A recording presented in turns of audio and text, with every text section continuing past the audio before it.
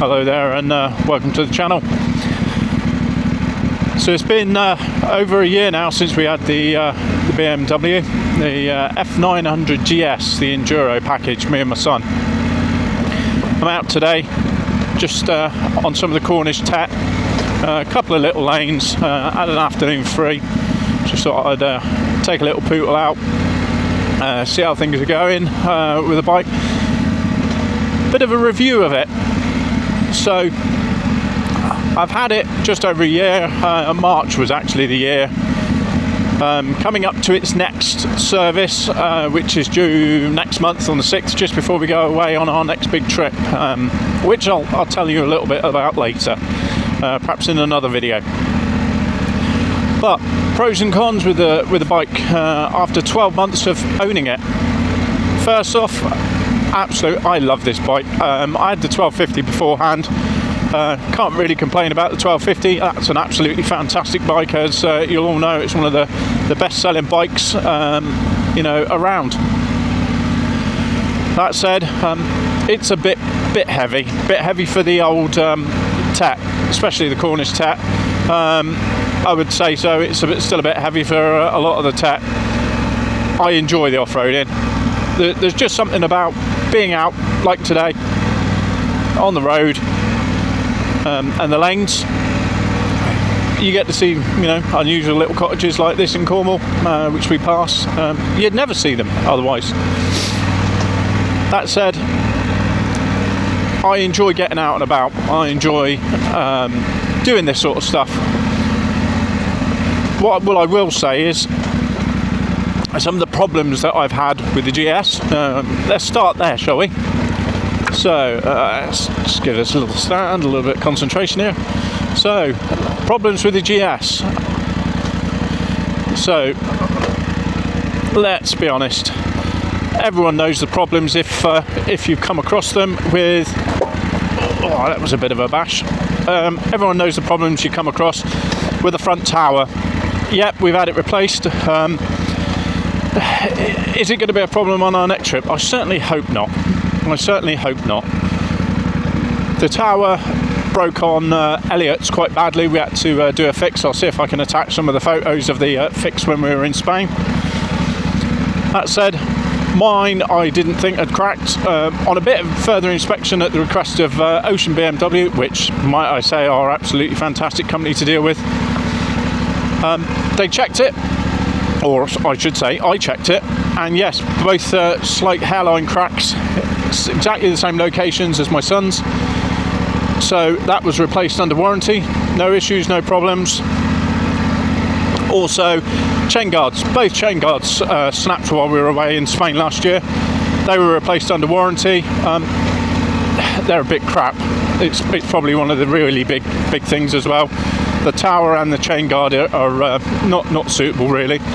Oh, here we go. Good old Cornish lanes. So, yeah, they're rubbish. Oh, hang on, tall 6'3" of me, ducking. So they're not up to spec. They've got a stupid little plastic holder on the front end. Works its way loose. As you get a bit of movement then in the back, it gets caught in the back wheel and it just tears it off. Snaps it complete. Again, I'll see if I can post some pictures in a moment. But other than that, oh, and a brake light switch. That was it. Elliot broke a brake light switch when we were away. It's one of those things. It was probably, if truth be known, our fault. A slight off and a bent lever. It's a feather, like a reed switch on the bottom of the pedal. It's not in the best place, I've got to say. As you bend the actual lever back, it can get caught if it's down below it and just snaps. Made another one while I was out there of a metal cable tie. Good tip. When you're away, parts that I used for my repairs, some epoxy, quick setting epoxy, a bit like the, the metal stuff, metal potties. But the stuff I used, I'll see if I can put a link up to that as well. Absolutely cracking stuff it was. That couple of holes, bradled into the plastic with my jet foil and metal cable ties. The metal cable ties were an absolutely great idea. Never thought I'd ever use them, and I've never used them up until then. But they were really, really good.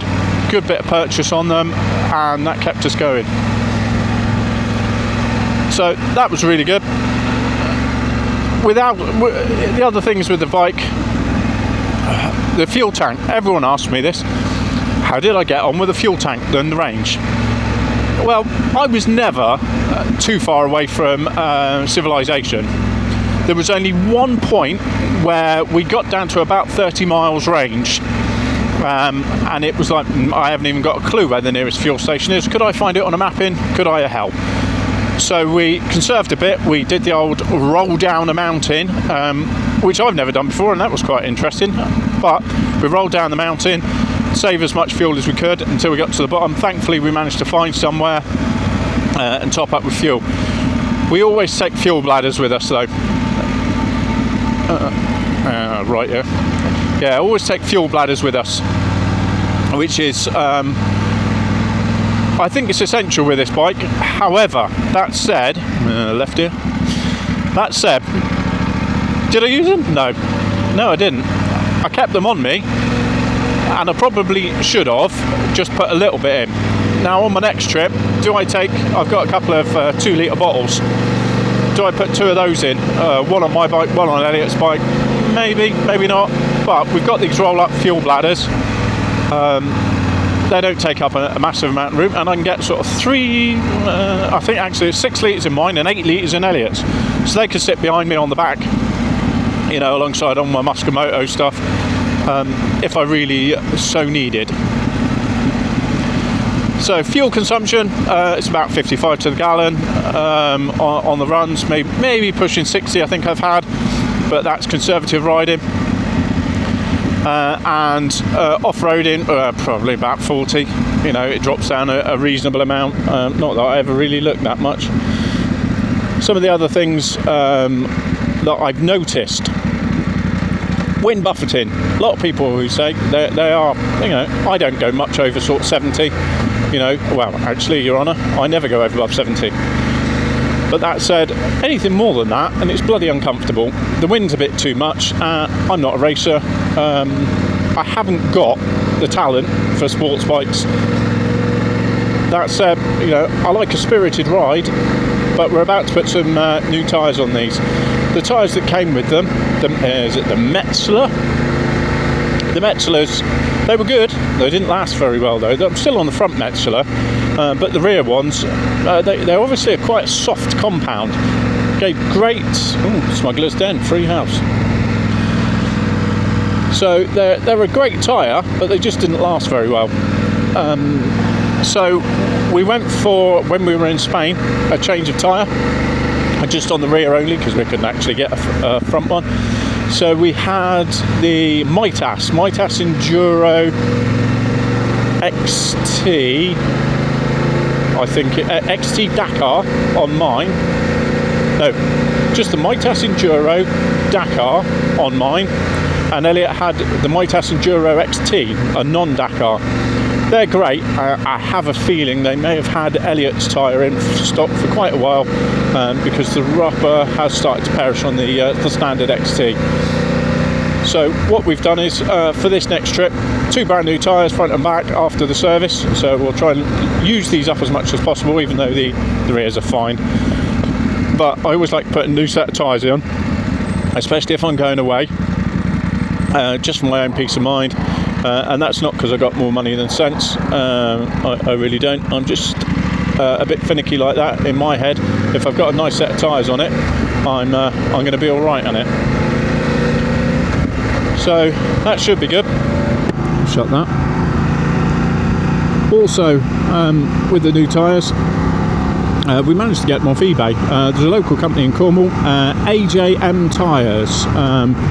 Local company. I always like to use local companies if I can. They couldn't actually get the tyres in time for when I needed them.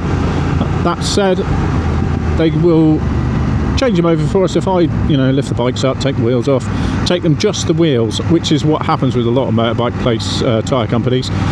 You take them just the wheels, and it's our responsibility to make sure the wheels don't fall off when we put them back on. So what we do is we'll change the tyres over. £18 tyre I've been quoted. I don't know whether that's for disposal of the old ones as well. That said, I don't really want to dispose of the rear yet, because it's still got a good few miles on it, and if I ever get to the point where the money's running out, I can chuck it on the back. Or if there's more tyre tread on them when it comes to the bike going back, if I decide to sell it, then I can always swap it back over. Front will be dead anyway, and there's not a massive amount left on it at the minute. But yeah, all in all, cracking bike, loads of power, more power than you could ever need on an off-road bike. Me personally, you know, you get the old bikes, the XRVs and that sort of stuff, with, oh, we're going right here, the old XRVs and stuff like that, with 60 something horsepower. That's probably more than enough. I don't know why you would ever need more horsepower. 105 horsepower. When am I ever going to use 105 horsepower and be redlining it? You know, good God. But that's just me. You might find that some people out there say, oh, I could do with a bit more power. But, you know, I'm an avid watcher and viewer of Adam Riemann, me and my son. He's tried the F900, and he said it's got far too much power, more power than you could ever need or want. So yeah, if it's good enough for it, or too much for him, and he's an experienced rider, it's far too much for me with my limited experience on bikes. Oh, horsey. So this is something we come across quite frequently in Cornwall, horses. So I'll just tickle along. I'm going to leave you a minute, and then I'll be back in a sec once I pass the horse. Hello, and I'm back with you. Turning right here. Safely past the horse.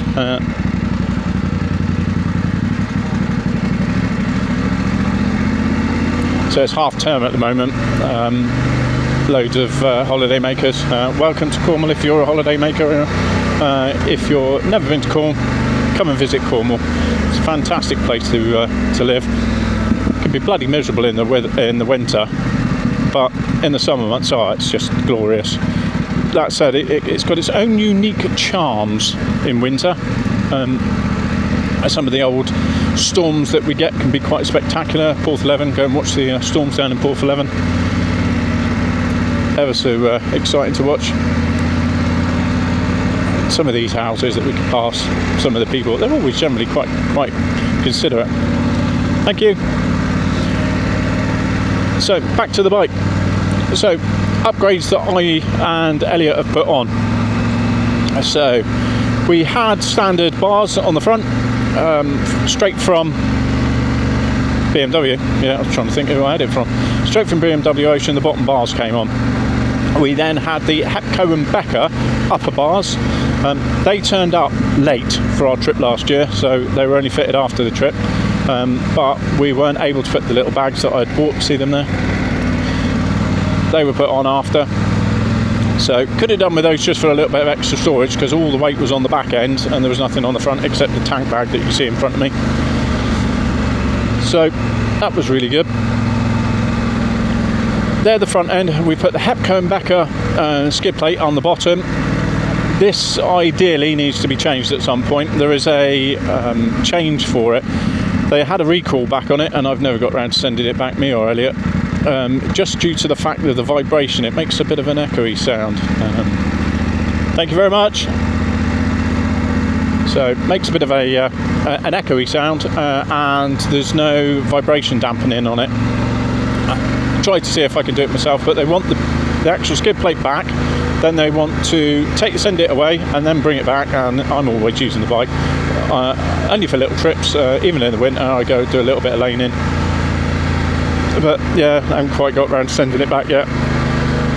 Probably we'll look at the APG or AXG one, so we'll see on that. It's like a hardened plastic one, so you're gonna have to bear with me a second. So let's just pull this into neutral. Open the gate. This is really nice little lane. Most people think it's not a lane because I do get a couple of funny looks from people, but it is a cracking lane. You just got to keep, I don't know if there's animals or anything out here at the minute. This is National Trust, see, Cubic Common.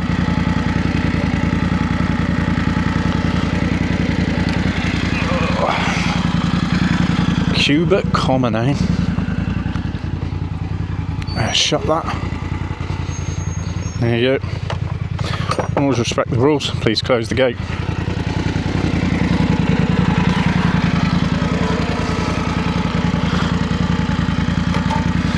So this is a lovely little lane here. No cars beyond this point. It's because you're more on a motorbike, and this is part of the TET, as you can see on the mapping below. At some point down here I shall just pull over. Yeah, so we've covered bars on the front, we've covered the bash guard on the bottom, Hepco and Becker rear rack, which I'll show you in a bit. So that was fitted. What else has been done? Oh yeah, tablet on the front, a Samsung Galaxy Active 3 or Tab 3. It's the active version, which is water resistant. I wouldn't say it's waterproof, water resistant and dust proof. I will see how dust proof it is. Had the Active 2. So, top tip, do not buy the Active 2, especially if you want to run the DMD2 software. The reason being is it doesn't have enough memory. That's basically the crux of it. And I'm going to pull up over on here. I'll stop for a bit and chat to you guys. Yeah, DMD2 software on it. No, I'm not going to park there. Doesn't have enough memory. It's only got like 16 gig of memory, which isn't enough. Let's turn this.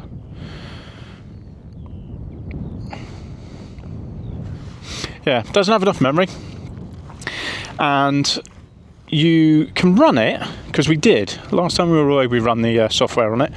The downside is you can't have all of the maps.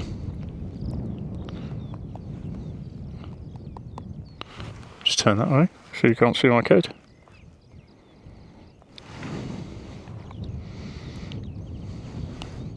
That's right, stopped anyway. Doesn't have enough memory, whereas the Active 3 has 64 gigs. You can get all your maps on there. So on here, for those who know the TET, you'll see possibly where we may be going next month. Yes, next month.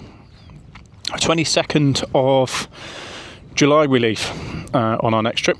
So if any of you are on the Channel Tunnel on the 22nd of June, in the evening around 7:15, I'll be there with my son and a lovely chap called Harry, who is he's a lovely lad. I say lad, he's not a lad, he's 27, so about the same age as my son, but he's a lovely bloke, let's say. So say hello. So that's another thing. I'm going to get my drone out in a minute, so see if I can do some drone shots. But let's go through a couple more of the bits on the bike before I do so. So, bark busters. I think it's actually off my 1250.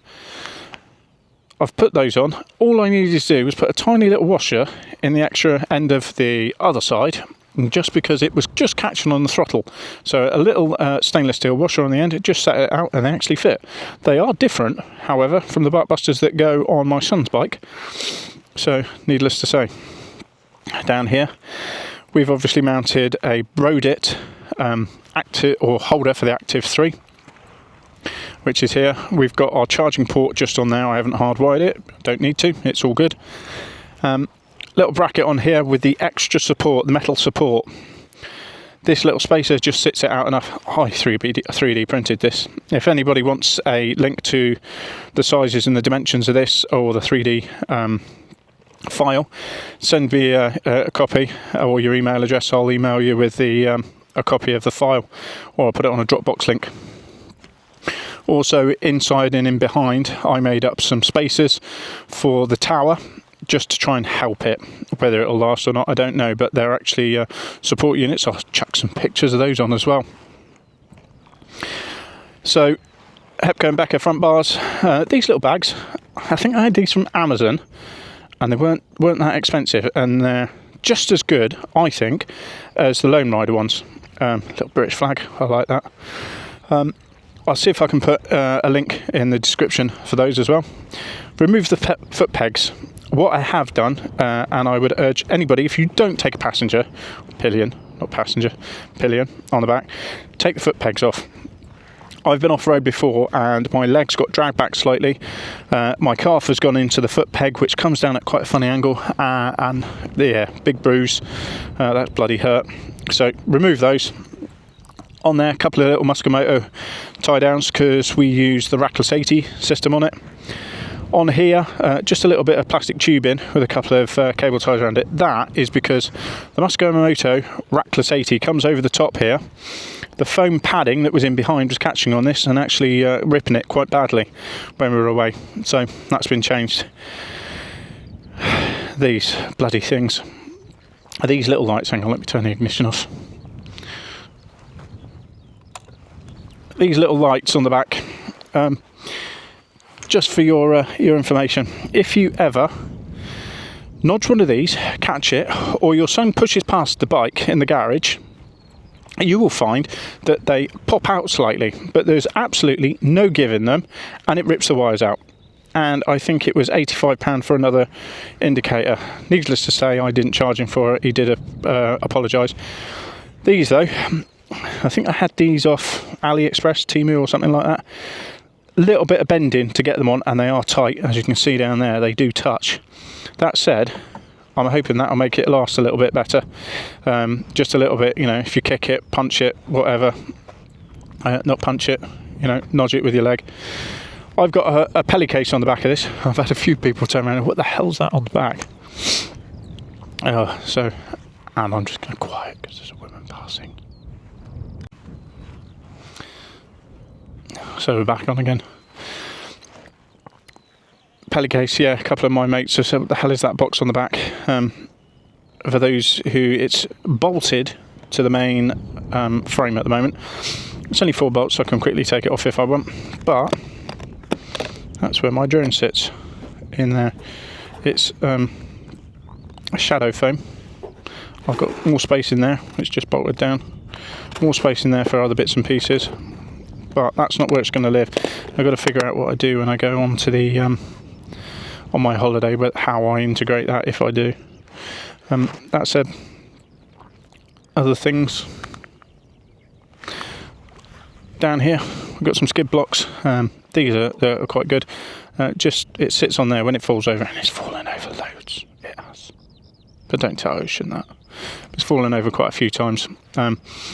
Bars aren't scuffed up because I haven't dropped it since I've had the bars on. However, these took a beating when we were in Spain. Elliot lost one, so he's ordered some more. They were a bit more round, so we'll order some of those again. AliExpress, like 20 quid for 4, which isn't bad. Just saves it. I may buy another set, but up here and down here, so we'll see. Other than that, and this little thing here is to protect the bags when you put the Muscomotos on. As you can see, when you're in Spain and it goes wrong, you dent your exhaust, which was I was a bit sad about that, but it's a story, you know, and I can show the pictures to people who are really bothered what happened. We've actually got on order as well something that might hopefully help us. There are actually some guards, my son's ordered them at the moment, fit on here and here. Hang on, let's come around this side so you can see them a bit better. So they're going to fit onto here and bolt onto here.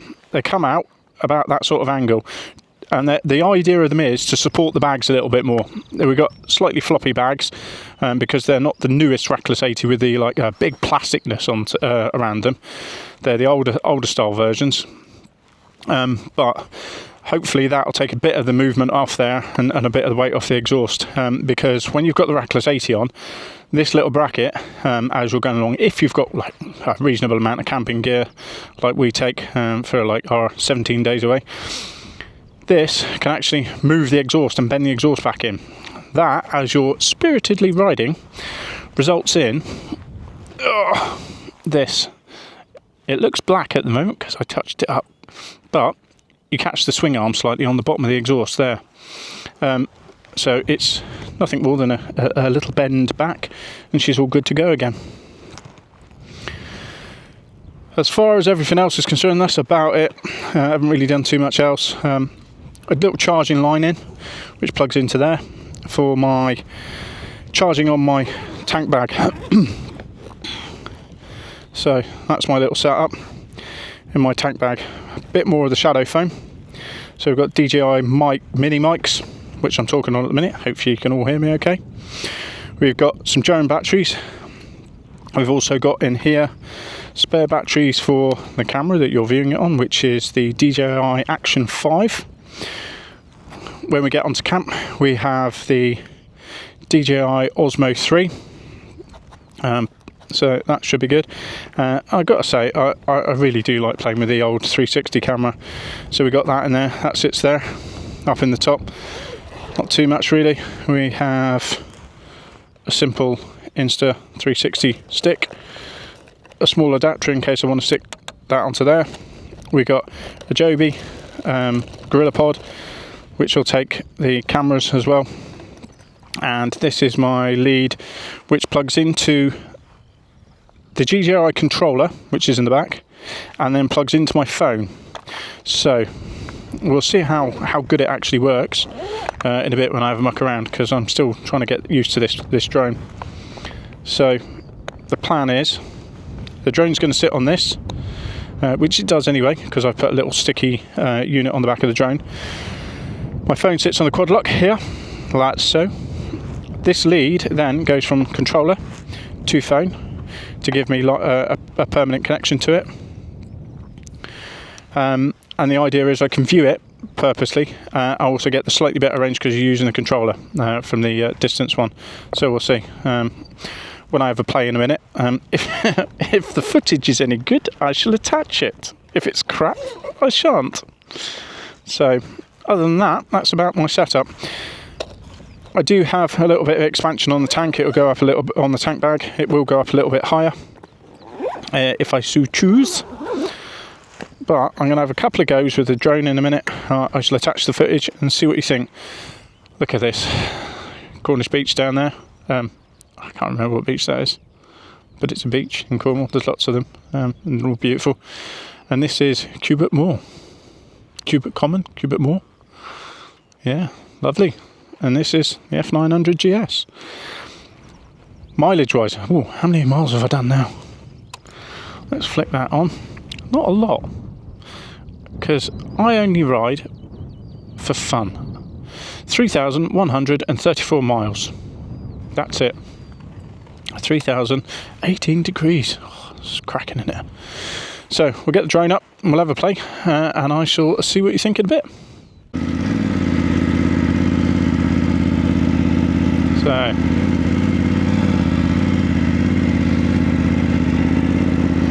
let's see if she follows.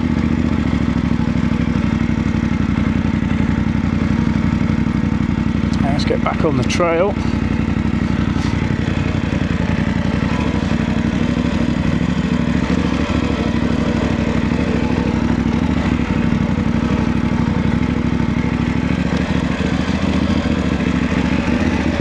Oh, she looks like she's following at the minute.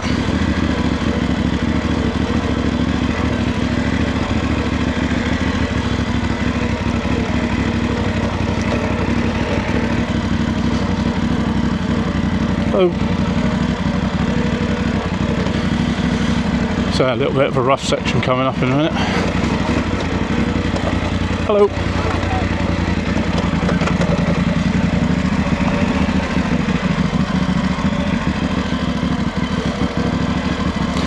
There was a lady a minute ago, she was telling me to be careful which is fair enough, and that's really nice. People actually give a hoot about you, which is really good. So DJI NEO camera, set to follow me at the moment, and the follow me settings are high and far, so that's high and far settings, which is all quite good. So look at that for a campsite. I don't know if it's free camping or if you have to pay, but all very good.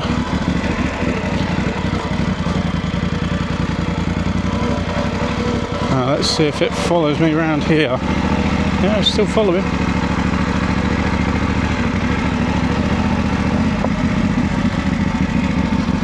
So, yeah, that's a part of the TET.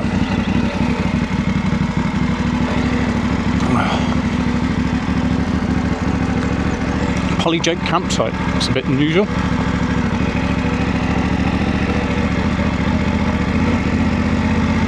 Polyjoke campsite.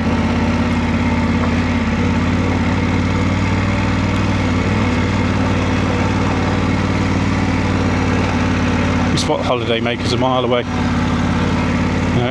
Got a couple of cars coming down towards us. Do it in a minute is we'll pop up on the side.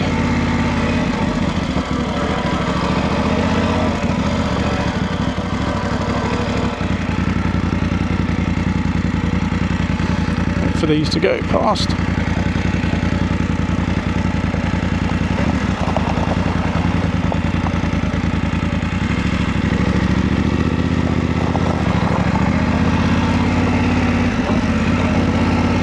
She's still with me. Yeah, so that's the follow me on the DJI. Still getting used to this camera. I had the Spark before, but took it when we went to Spain last time, and just because of the faff around to get it connected to your phone and all the rest of the jazz, I didn't actually use it, which was a bit of a shame because I should have. There were some stunning bits, but yeah, really, really good. So let's just hop up here. Wait for the cars. Oh. She's right behind me.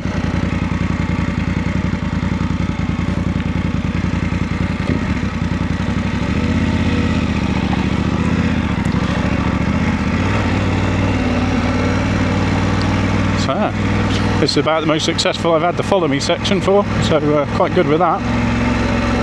67% battery, doing all well. I'll probably go back the other way in a minute and then take a break up on the top, but what I do want to try and do is the active track from a slight distance away. So following me from the side is what I would like to achieve.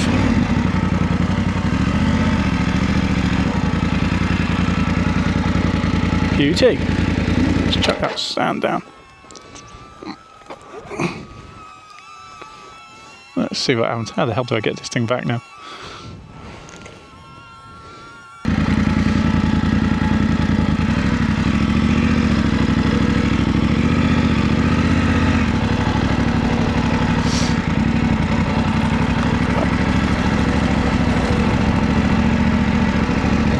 So it always goes behind me. I'm not quite sure how to do the old follow me bit from the side.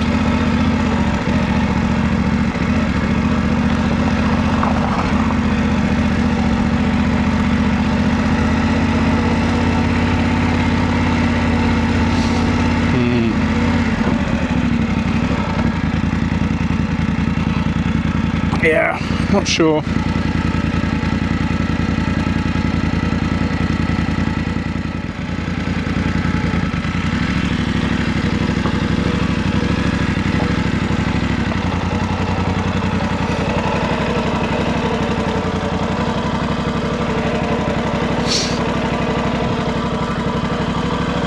Up the top row.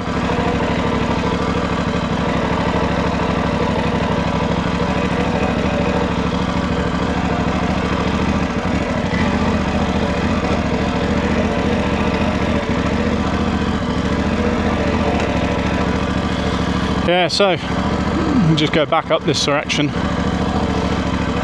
have a little go. So another trip coming. Where do you think? Comment like in the comments below where you think we're going. For those eagle-eyed people who saw or know the TET files, that should be pretty explanatory. But yeah, let me know in the comments where you think that we're going. As I said, 17 days away from the 22nd. Across. Now let's get up this bit.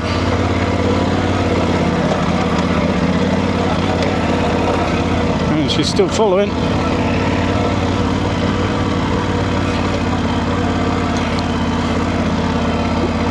What do you guys think of the F900? I suppose the Tenere 700 people.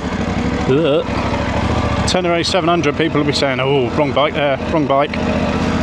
But I think it's just down to personal preference. As I said, I've always had the BMWs. Past 3 motorbikes I've had have been BMWs. I like Ocean. They're a good bunch. They look after me well. They look after my son. Never any issues, never problems, never drama. So that's quite good. But yeah, let me know what you all think. Contemplated older bikes, contemplated some of the newer stuff. So yeah, we'll just have a look. So it was about at this point where the wind got up too strong for the little Neo to cope with. So I've had to go over, try and find it. It ran out of battery whilst trying to retrieve it. It wouldn't come back to me, wouldn't do anything. So it did eventually end up crash landing into the grass. I managed to find it no problems with using the Find Me part on the app. So no real dramas. But thanks ever so much for watching this video. If you like my stupid little chat, please like and subscribe. Do value your comments. Also still having a play around with the drone, some of the settings within the video, using some of the new camera gear. Hoping to get it a little bit better by the time I go away. Once again, thanks ever so much for watching. Like and subscribe.